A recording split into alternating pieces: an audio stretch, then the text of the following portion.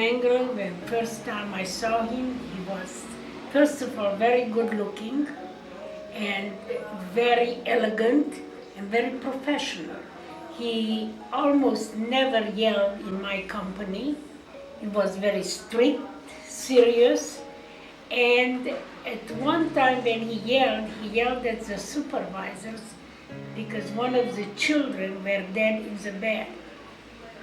I was confused by it because he murdered so many others.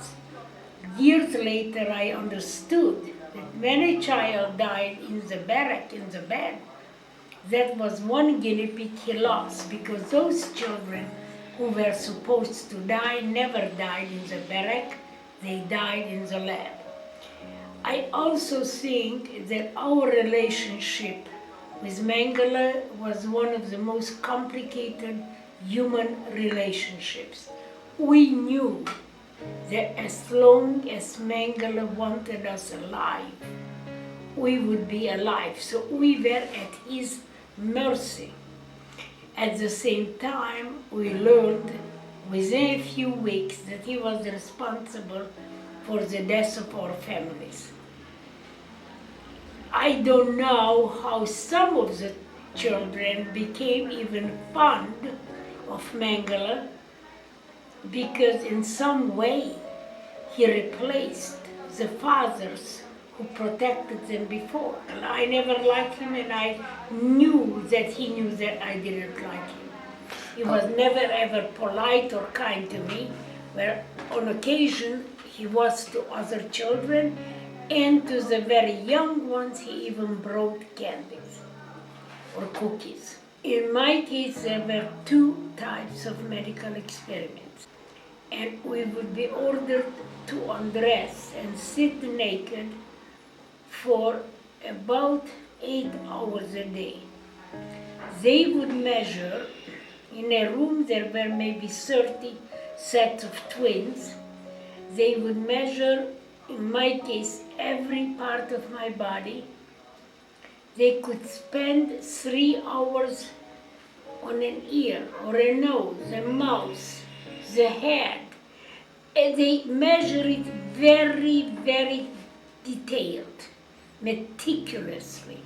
And then they would compare it to my sister, where they would measure her the same way, and then compare it to charts. I believe they wanted to figure out how to create a perfect Nazi or Aryan specimen, and in this case, these experiments were not dangerous, but they were very demeaning. And even in Auschwitz, I felt like I was a nobody and nothing. And these feelings were difficult to cope with, so the only way that I could cope with them is by blocking it out of my mind.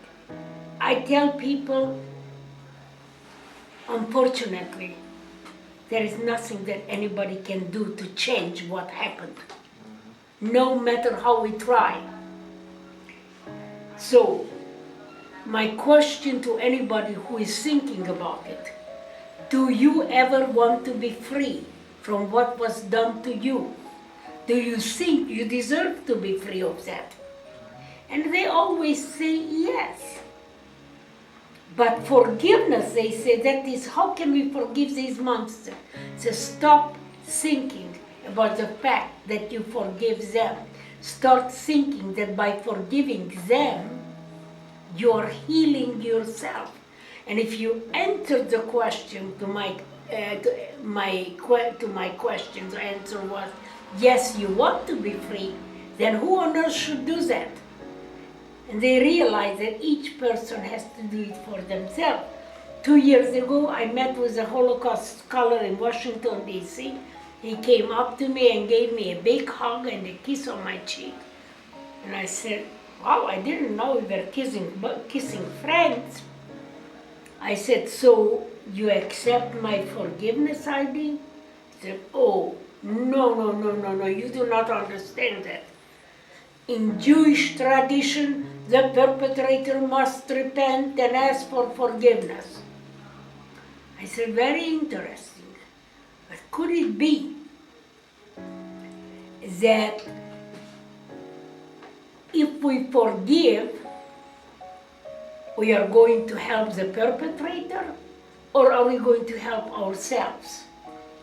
And I said to him, if Himmler, Goebbels, Mengele, Hitler, any of them were alive today, I asked him, do you think that they would repent and they would ask for forgiveness? And he was laughing. He said, absolutely not. I said, sir, where does it leave me? Does it mean that I have to remain a victim for the rest of my life? And he again didn't answer. I said, you know what? You said that they would not repent, which means if they would not repent and ask for forgiveness, then that means that I must remain a victim for the rest of my life. And I refuse to be a victim. And I hope that every person who has been victimized refuses to be a victim, turn the page in their own lives, and forgive their perpetrators.